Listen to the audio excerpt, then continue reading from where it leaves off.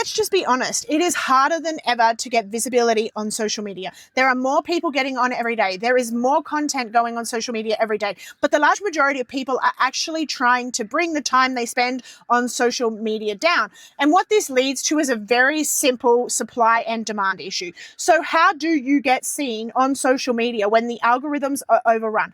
Let's talk about the three things that we use in the social media society to be able to get visibility by the right people. The people who are either going to buy our products or they know someone who could use our products.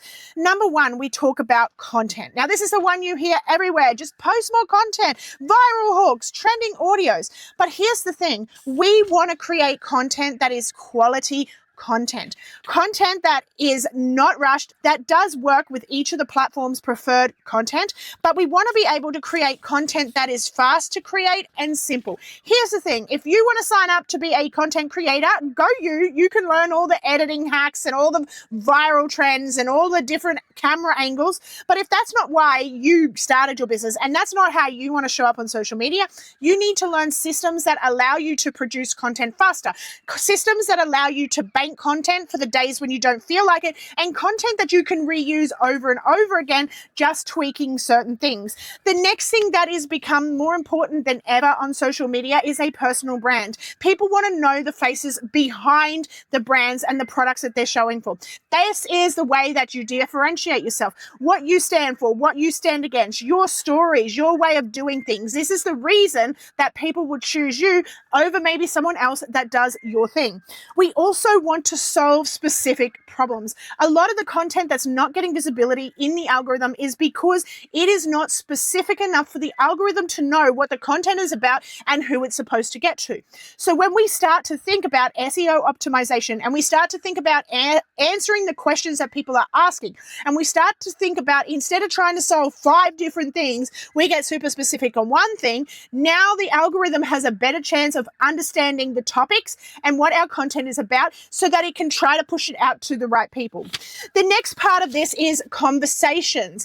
Here's the thing, we can't control the algorithm. Yes, we can try and, manipulate it or work with it, but at the end of the day, it's a computer program that decides whether we get the organic visibility, and it doesn't always get it right. So what you need to know how to do is you need to know how to find your people on social media.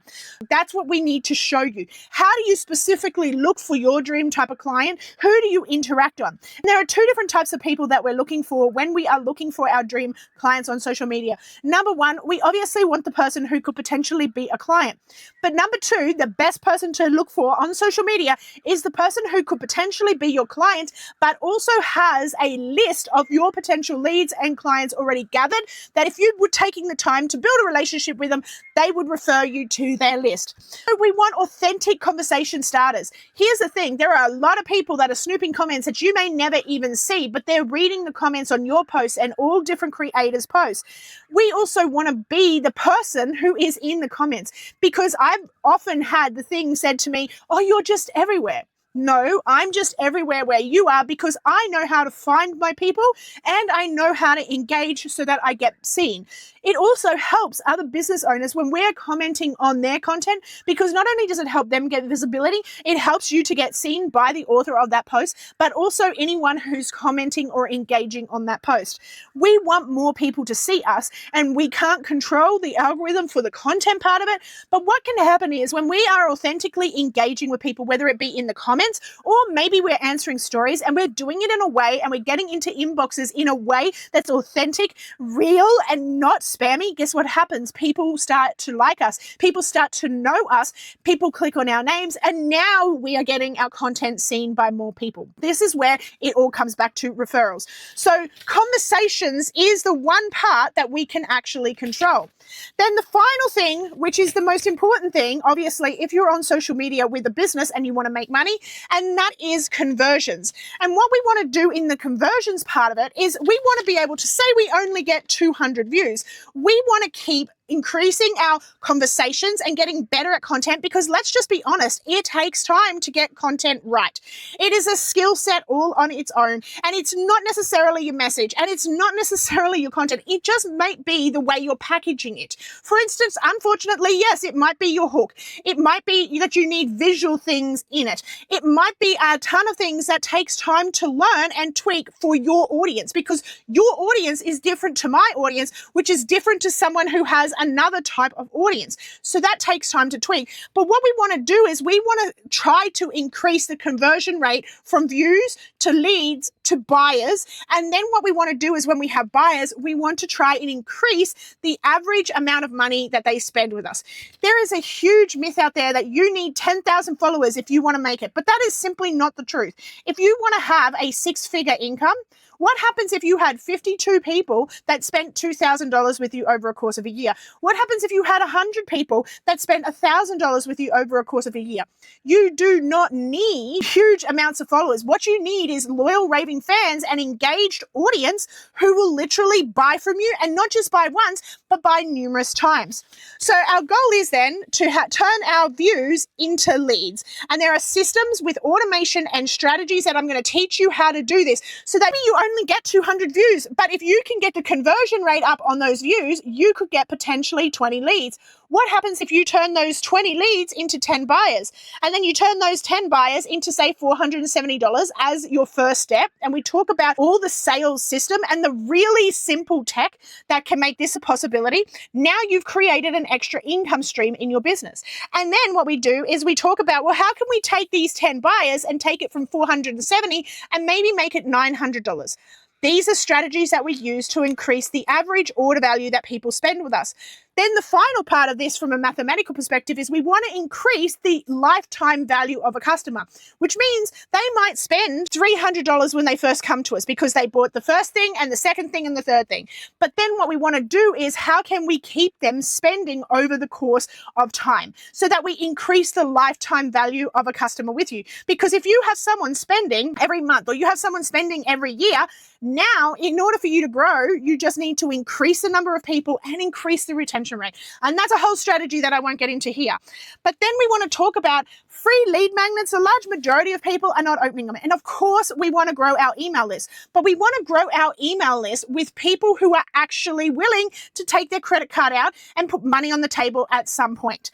There are so many people that have huge email lists and they're all freebie hunters. And the conversion rate is somewhere in the vicinity of 1 to 3%. And when email list grows, but you haven't got buyers, you're now paying for a bigger email system, but you're not getting the conversion. So we are going to teach you strategies that allow you to increase your email list with potential leads and potential buyers, not just anyone and everyone. Now you have 3 things that make up the social selling system that allow you to make money on social media. Because if you are on social media to grow your business, you are on social media to make money.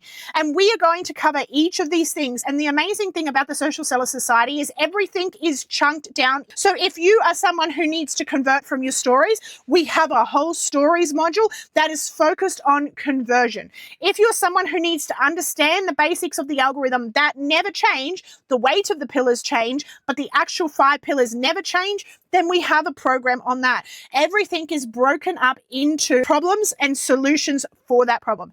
And the best part is that with the Social Seller Society, you can come into the community, you can say, Faith, I'm stuck with this, and I can tell you what trainings to watch so that you are not necessarily wasting your time trying to go through everything. You don't feel overwhelmed with the huge library that is there.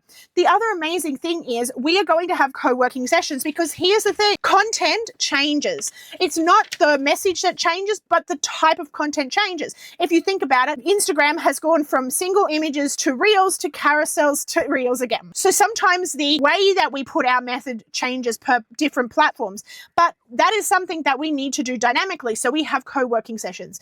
If you're someone who wants to have collaborations, I want this to be a community where everybody is helping everybody to grow. And that is what the community part of it's for.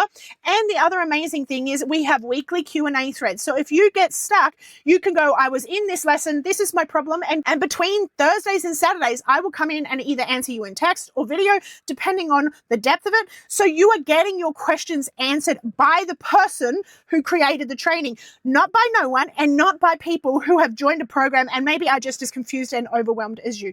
You are getting the answers directly from the source.